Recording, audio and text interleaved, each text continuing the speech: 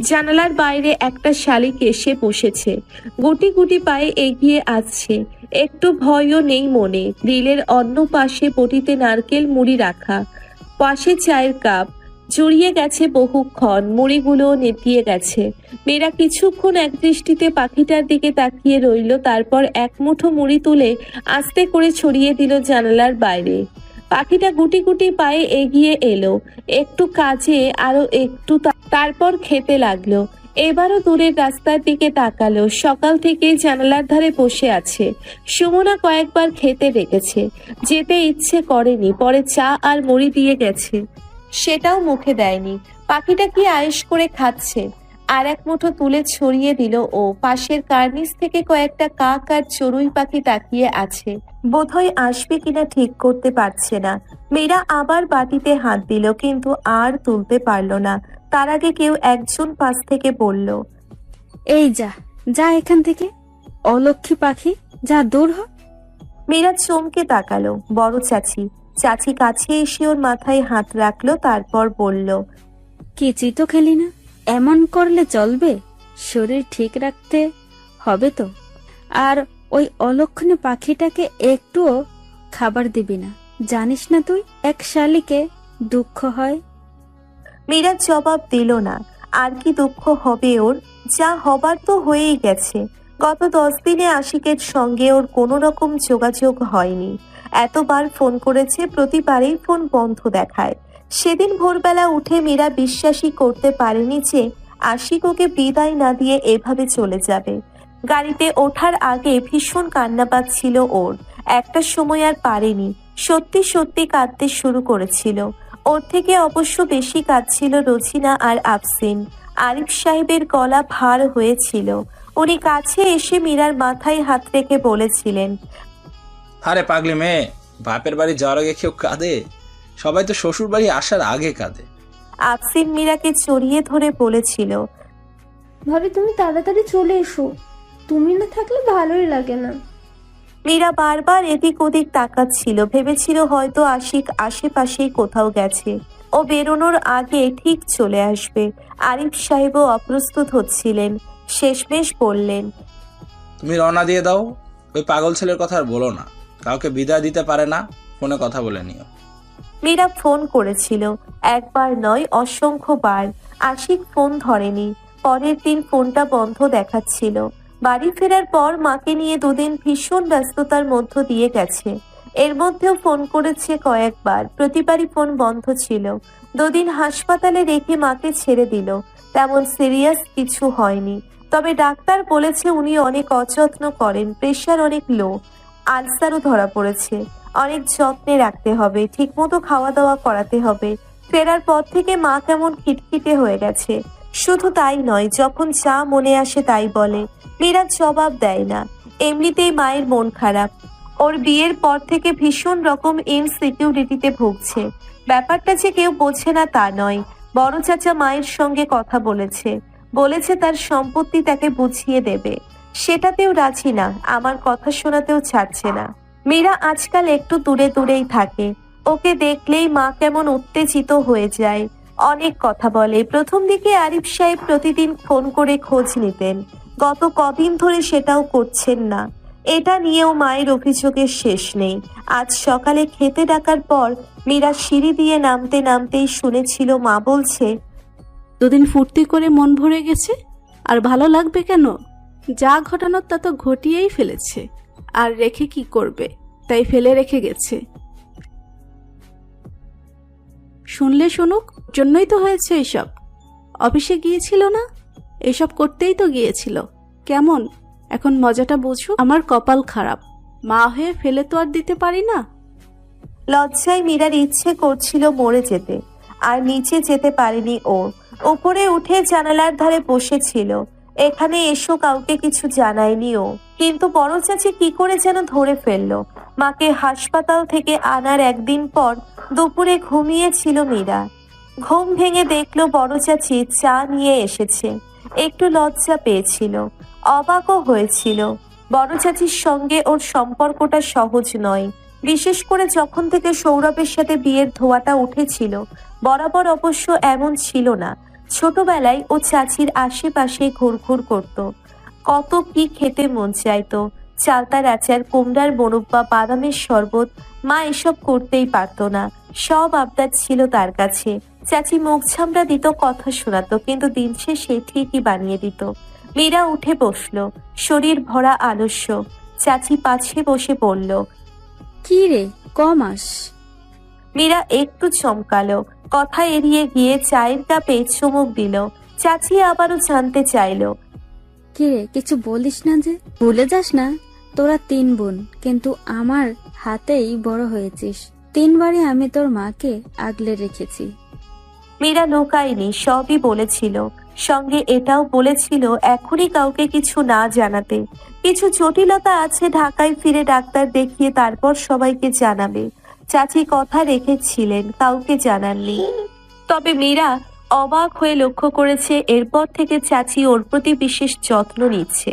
তবে গতকাল শরীর এত খারাপ হয়ে গেল যে আর লুকিয়ে রাখা গেল না। মীরা আর পারছিল না। 1 সপ্তাহের বেশি হয়ে গেছে, কোনোভাবেই আশিকের সঙ্গে যোগাযোগ করা যাচ্ছে না। ও নিজেও তো ফোন করছেই না। মীরা ফোন করলে হয় ধরছে না, অথবা ফোন বন্ধ দেখাচ্ছে। বাড়িতেও ফোন করেছিল, সেখান থেকে জানতে পেরেছে আশিক কোথায় আছে কেউ জানে না। শেষবার মীরার সঙ্গে কথা বলে আরিফ সাহেব খুব অপ্রস্তুত হয়েছেন। হয়তো এ কারণেই 2 দিন ধরে ফোনও করছেন না। মীরার কিছু ভালো লাগে না, খেতে ইচ্ছে করে না, কোনো কিছুতে মন বসে না। বিকেলের দিকে ছাদে মাথা ঘুরে পড়ে গিয়েছিল। তারপরই চাচি আর সৌরভ মিলে ওকে ডাক্তারের কাছে নিয়ে যায়। ডাক্তার অনেক পরীক্ষা নিরীক্ষা করে বলল টেস্ট করতে হবে। টেস্টের রিপোর্টগুলো নিয়ে এসেছিল ও। ডাক্তারকে দেখানোর পর উনি বেশ গম্ভীর হয়ে গেলেন, বললেন। আপনার হাজবেন্ড কোথায়? মীরা জানালো সে ঢাকায়, কদিন পর মীরাও সেখানে চলে যাবে। কিন্তু এরপর ডাক্তার যা বললেন তা শুনে সবাই চিন্তায় পড়ে গেল। মীরার শরীরে হিমোগ্লোবিনের মাত্রা অস্বাভাবিক রকমের কম। এছাড়াও আরো কিছু জটিলতা আছে। ডাক্তার জানালেন ভেরি রিস্কি প্রেগনেন্সি, আরো কিছু টেস্ট করতে হবে। ঢাকায় থেকে চিকিৎসা করতে পারলেই ভালো। মীরা জানে না ওর ঢাকা ফেরা হবে কিনা। আশিক কি সত্যি ওকে ভুলে গেছে? সত্যি ওর মন ভরে গেছে? এতটাই নড়বড়ে ওদের সম্পর্ক? বিশ্বাস করতে ইচ্ছে করে না। তবে কি হয়েছে? যে ভয়টা ওর মনের ভিতর অতলে কোথাও লুকিয়ে আছে, তবে কি সেরকম কিছু হয়েছে? শুভ কিছু জানিয়েছে ওকে? কিন্তু ও তো মীরার সঙ্গে কথা বলতে পারতো, জিজ্ঞেস করতে পারতো একবার। এভাবে পালিয়ে যাবার কি অর্থ? নাকি মা যা যা বলছে সেটাই ঠিক? মীরা জানে না, তবে ও প্রতিদিন অপেক্ষা করে। প্রতিদিন ওর মনে হয় এই হয়তো আজ আশিক আসবে। এই জানালার ধারে বসলে দক্ষিণের রাস্তাটা দেখা যায়। শহর থেকে কেউ ওদের বাড়িতে এলে এদিক দিয়েই আসতে হয়। মীরা সারাক্ষণ প্রতীক্ষায় থাকে। মাঝে মাঝে দেখে দূরে, বহু দূরে একটা অস্পষ্ট অবয়ব। তবে যখন সেটা আরো স্পষ্ট হয়ে ওঠে তখন বুঝতে পারে এ অন্য কেউ। পাখিটা আবারও এসে বসেছে। চাচি এবার হাত বাড়িয়ে জানালাটা বন্ধ করে দিল, তারপর বলল। তোর খাবার পাঠিয়ে দিচ্ছি, সুমনাকেও পাঠিয়ে দিচ্ছি, একদম ঠিক মতন বসে খাবি। মীরা কিছু বলল না, ম্ল্যান একটু হাসলো। চাচি চলে গেলেও আবার জানালাটা খুলে দিল। এক ঝলক দমকা হাওয়া এসে ওর চুলগুলো এলোমেলো করে দিয়ে গেল। মীরা চুল সামলে আবার দক্ষিণের রাস্তাটার দিকে তাকালো। দূরে একটা ছায়া পড়েছে। মীরা চোখ বন্ধ করে মনে মনে বলল, এটা যেন আশিক হয়। চোখ মুদেই অপেক্ষা করলো দরজার কড়া নাড়ার। তারও অনেকক্ষণ পর চোখ মেলে একটা দীর্ঘশ্বাস ফেলে আনমনে বলল,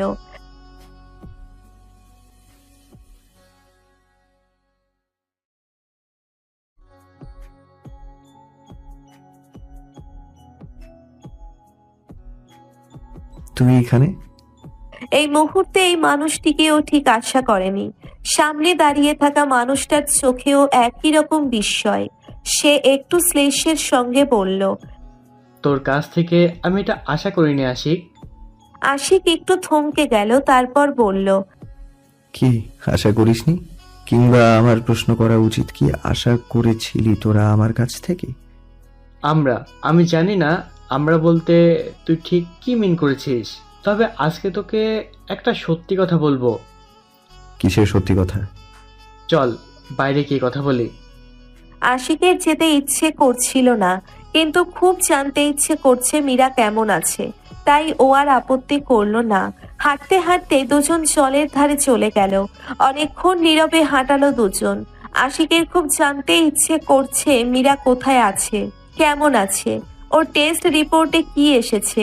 ভয়ের কিছু নেই তো? অনেকক্ষণ হয়ে গেছে শুভ কিছু বলছে না। আশিক অধৈর্য গলায় বলল, কিছু বলবি বলছিলি? তুই কি জানিস তোকে আমি কি ভীষণ হিংসা করি? সেই ফার্স্ট ইয়ার থেকে আমি দেখছি মেয়েরা সব তোর জন্য পাগল হয়ে যেত। আমার এত ভালো রেজাল্ট করার পরও টিচাররা তোর পিছনে ঘুরতো, তবুও কোনোদিন তোকে আমার হিংসা হয়নি। এখন হয়েছে জানিস? কখন? আমার বিয়ের পর? না, বরং এবার যখন আমি ফিরে আসি তারপর আমি মীরার সঙ্গে যোগাযোগ করেছিলাম। আশিক চমকে উঠল, কিন্তু কিছু বলল না। এটাই হয়তো স্বাভাবিক যে ও মীরার সঙ্গে যোগাযোগ করবে। শুভ কেমন ঘোরে লাগা কণ্ঠে কথা বলতেই যাচ্ছে। আমি জানি না এই 2 মাসে তুই কি এমন করেছিস যেটা আমি গত 2 বছরেও করতে পারিনি। মীরা তোকে যে পরিমাণে ভালোবাসে, ওর 100 ভাগের 1 ভাগও যদি আমাকে ভালোবাসতো তাহলে আমি ওর জন্য জীবনও দিতে দিতাম। আশিক কপাল কুঁচকে বলল, এসব কি বলছিস তুই? মীরা কোথায় এখন? কেমন আছে ও? ভালো নেই। আশিকের ইচ্ছে হলো সামনে দাঁড়িয়ে থাকা শুভর গলা চেপে ধরতে, যার ভালো থাকার জন্যে ও নিজের দিকে তাকালো না, নিজের ভালো থাকার কথা ভাবলো না। সে কিনা ভালো নেই। আশিক দাঁতে দাঁত পিষে বলল, তুই যদি মীরাকে একটুও কষ্ট দিস তাহলে আমার কথা শুনে রাখ, তোকে আমি খুন করে ফেলবো। শুভর হাসিটা কেমন ফ্যাকাশে দেখালো। ও বলল, মরে যাওয়া মানুষকে আর কি মারবি তুই? তারপর গা ঝাড়া দিয়ে একটা দীর্ঘশ্বাস ফেলে বলল, আমি সামনের সপ্তাহে চলে যাচ্ছি, তুই মীরাকে নিয়ে ভালো থাকিস। আশিকের সব কেমন এলোমেলো লাগছে। ও কোনো মতে বলল, মীরা কোথায় এখন? ময়মনসিংহে। কেন, তুই জানিস না? আমার কাছ থেকে পালাতেও নিজের নাম্বার চেঞ্জ করেছে। তবুও আমি মরিয়া হয়ে ওর নতুন নাম্বার জোগাড় করে ওকে ফোন করেছিলাম, শুধু একটা প্রশ্ন করার জন্য। কি প্রশ্ন? এই যে আমাদের 2 বছরের সম্পর্ক, আমি কি ওর মনের কোথাও একটু জায়গা জুড়েও নেই? ও আমাকে কি বললো জানিস? কি বলল ওর মনে শুধু একজনের রাজত্ব, সেখানে অন্য কারোর জন্য তিল পরিমাণও স্থান নেই। আশিকের কথা আটকে গেল। অনেকক্ষণ চেষ্টা করেও কিছু বলতে পারলো না। শুভ এগিয়ে এসে ওর ডান হাতটা আশিকের কাঁধে রেখে মৃদু একটা চাপ দিয়ে বলল, আমি অস্ট্রেলিয়ায় চলে যাচ্ছি, তোরা ভালো থাকিস। আশিক জরাগ্রস্তের মতো হোটেলের রিসেপশনে এসে বলল, আমাকে একটা ঢাকার ফ্লাইট জোগাড় করে দিতে পারবেন? পরের দিনের ফ্লাইট পাওয়া গেল, কিন্তু অত রাতে কোনো ফেরি পাওয়া গেল না। পরবর্তী ফেরি সকাল 8টায়। একটা রাত নিদারুণ অন্তর্দহনে দগ্ধ হয়ে কাটালো ও। আশিক বাড়ি পৌঁছলো দুপুরের পর। বাড়িতে ঢুকে মনে হলো পুরো বাড়িতে কোনো প্রাণের চিহ্ন নেই। সকাল থেকে আরিফ সাহেবের মন বিক্ষিপ্ত হয়ে আছে। আজ সকালে 2টো চিঠি এসেছে। একটা ময়মনসিংহ থেকে মীরার চিঠি, রেজিস্ট্রি করে পাঠিয়েছে। মীরাও নিশ্চয়ই ফোনে না পেয়ে চিঠি পাঠিয়েছে। তিনি নিজেও অনেকবার ফোন করেছেন, প্রতিবারই আশিকের ফোন বন্ধ পেয়েছেন। এই ছেলের কি সমস্যা তিনি বুঝতে পারছেন না। নিজের ইচ্ছে বিয়ে করলো, তারপর সবকিছু এত ভালো যাচ্ছিল, এমন লক্ষ্মী একটা মেয়ে, আর সে কিনা এখন এভাবে ডুব দিল। ছেলেকে কি করবেন সে তো পরের কথা, কিন্তু অন্য চিঠি পেয়ে তার মাথা এলোমেলো হয়ে গেছে। এটা এসেছে ডাক্তার রশিদের ক্লিনিক থেকে। মীরার রিপোর্টের কপি পাঠিয়েছেন। কিছু বুঝতে না পেরে উনি ক্লিনিকে ফোন দিয়েছিলেন। ডাক্তারের সঙ্গে কথা বলে যা বুঝলেন তার সারমর্ম হলো তিনি মীরা এবং আশিককে দেখা করতে বলেছিলেন, কেউই আসেনি। উনি নিজে থেকে যোগাযোগ করার চেষ্টা করেছিলেন, কাউকেই পাননি। মীরার রিপোর্টের ব্যাপারে যা বললেন সেটা শোনার পর তার মাথা কাজ করছে না। আনন্দ, ভয় এবং বিস্ময়ের মিশ্র অনুভূতি হচ্ছে। আনন্দের সংবাদ তো বটেই, কিন্তু তার চেয়ে বেশি ভয় হচ্ছে মীরার জন্য। আর বিস্মিত তিনি হচ্ছেন আশিকের আচরণে। এইরকম একটা সংবাদ পাওয়ার পর ওর এমন নিরুদ্দেশ হয়ে যাবার মানে কি? মনের কোণে একটা সন্দেহ ওকে দিচ্ছে। এমন তো নয় যে এই খবর জানার পরেই ও উধাও হয়ে গেছে। এই সম্ভাবনাটাকে আমলে আনতে পারছেন তিনি। আশিকের চরিত্রের সঙ্গে এটা যায় না। ছেলেকে তিনি চেনেন, তাহলে কি হতে পারে? তিনি তার চেম্বারের এ মাথা থেকে ও মাথা কয়েকবার পাইচারি করলেন। আশিকের সঙ্গে অতি সত্বর যোগাযোগ করে প্রয়োজন। তিনি আবারও আশিককে ফোন দিলেন। যথারীতি বন্ধ চেম্বারের দরজা খুলে বেরিয়ে তিনি চমকে গেলেন। সদর দরজার সামনে আশিক দাঁড়িয়ে আছে। আরিফ সাহেব তীক্ষ্ণ দৃষ্টিতে ছেলেকে পর্যবেক্ষণ করলেন। আশিক দাঁড়িয়ে আছে পরাজিত সৈনিকের মতো, ক্লান্ত বিধ্বস্ত চেহারা। ছেলেকে দেখে তার রাগ হওয়া উচিত, কিন্তু কেন যেন অসম্ভব মায়া হলো। ছেলেটা বড় অভিমানী আর চাপা, নিজের কষ্ট কাউকে দেখতে পারে না।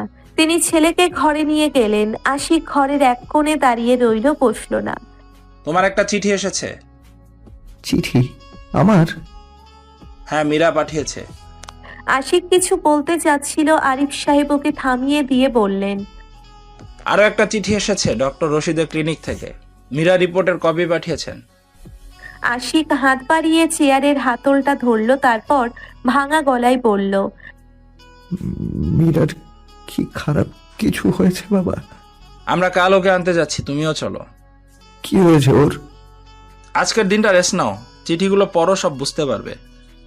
আমি এখনই যাব। আজকে গাড়ি নেই, সার্ভিসিং এ গেছে। আমার গাড়ি লাগবে না। আশিক ওর ব্যাগটা তুলে বেরিয়ে গেল। কাজটা ছাড়ার পরপরই বৃষ্টি শুরু হলো। আশিক জানালার কাজ তুলে দিয়ে মীরার চিঠিটা খুলল। কি অদ্ভুত, পুরো চিঠিটা এমন ঝাপসা হয়ে আছে কেন? তুমি জানো যে তোমাকে আমার কি ভীষণ দেখতে ইচ্ছে করে। একবার বলতে ইচ্ছে করে তোমাকে দেখেছি সেই কবে কোন বৃহস্পতিবার, তারপর 1 কোটি বছর তোমাকে দেখি না। এই দক্ষিণের জানালায় যদি রোজ এসে বসি, জানো তো এই দক্ষিণের জানালায় আমি রোজ এসে বসি। জানো তো কেউ শহর থেকে এলে তাকে এই দিক দিয়েই আসতে হয়। আমি চেয়ে থাকি, প্রতিদিনেই মনে হয় এই বুঝি তুমি এলে। এখানে বসে থাকতে থাকতে কার্নিশের সব কাক, শালিক আর চড়ুইদের সঙ্গে আমার বন্ধুত্ব হয়ে গেছে। ওরাও এখন আমার সঙ্গে বসে তোমার জন্য অপেক্ষা করে। আচ্ছা সত্যি করে বলো তো, আমার কথা কি তোমার একটু মনে পড়ে না? কত দিন হয়ে গেল তোমাকে একটা কথা বলবো বলে অপেক্ষা করে আছি। কত কি ভেবে রেখেছিলাম, কেমন করে বলবো, কি দিয়ে শুরু করব। জানি না এই চিঠিটা যখন তুমি পাবে তখন আমি থাকবো কিনা। খুব ইচ্ছা ছিল এই কথা শুনে তুমি কি বলো তা দেখার। কি জানি এই জীবনে আর তা দেখা হবে কিনা। এটুকু পরে আশিক থামলো। জানালার বাইরে কিছু দেখা যাচ্ছে না। মুষলধারে বৃষ্টি নেমেছে। বৃষ্টির সঙ্গে যুক্ত হয়েছে ঝোড়ো হাওয়া। বাসটা একটা বিপজ্জনক বাঁক বেরিয়ে রাস্তার একপাশে দাঁড়ালো। কেউ কেউ উঠে এসে জানতে চাইছে কি হয়েছে। আশিক হাতের উল্টো পিঠ দিয়ে চোখ মুছে ঘড়ি দেখলো, 3:10। এখনো আরো ঘন্টা দেড়েকের পথ। এর মধ্যে বাস থেমে থাকলে আরো দেরি হবে। ওর ফোনে কোনো চার্জ নেই। কাল রাত থেকে অসংখ্যবার মীরাকে ফোন করেছে, ওর ফোন বন্ধ। আশিক চোখ বন্ধ করে মনে মনে বলল, আল্লাহ, মীরা যেন কিচ্ছু না হয়, ও যেন ঠিক থাকে।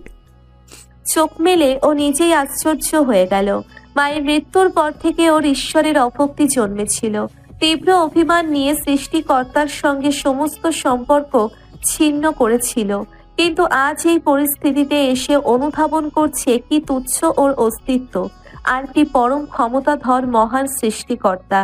আশিক আবার চোখ বন্ধ করে বলল, হে আল্লাহ, আমার ভুলের শাস্তি তুমি ওকে দিও না। আমি এই জীবনে করা আমার সমস্ত ভুলের জন্য তোমার কাছে ক্ষমা চাইছি। তুমি পরম করুণাময়, আমাকে ক্ষমা করো আর আমার ভালোবাসাকে সুরক্ষিত রাখো। বাসটা আবার চলতে শুরু করেছে। আশিক চোখ মেলে আবার পড়া শুরু করলো। তুমি কি জানো তোমার আমার মধ্যে কেউ আসতে যাচ্ছে? ওই হতচ্ছাড়া ডাক্তার আমাকে ভীষণ ভয় দেখিয়েছে, জানো তো? কি সব মাথা মুন্ডু বলেছে, আমি তার কিছুই বুঝতে পারিনি। বলেছে আমার কি সব জীবনে ঝুঁকি আছে, আরো কি সব যেন আছে, আমি তার কিছুই বুঝিনি। আমি শুধু একটা কথা জানি, আমি জানি তুমি আমার কিছুই হতে দেবে না, কোনোদিনও না। আচ্ছা তুমি কবে আসবে? কাল আমরা সবাই বিরিশিরি গিয়েছিলাম পিকনিক করতে, তুমি নিশ্চয়ই গেছো সেখানে আগে। এই জায়গাটা আমার এত প্রিয়। আমি ঠিক করে রেখেছিলাম যখন তোমাকে বাড়ি নিয়ে আসবো তখন একসঙ্গে এসে বিরিশিরির জলে গা ভেজাবো। কি সুন্দর একটা ঝকঝকে দিন ছিল কাল, কিন্তু আমার মনের মধ্যে ছিল বর্ষার মেঘ। কিছু ভালো লাগছিল না। কেন এমন হয় বলো তো? এই এত আনন্দ, এত হাসি, এত লোকের মধ্যেও নিজেকে কেমন একা লাগে আমার। আগে কখনো এমন হয়নি, জানো তো?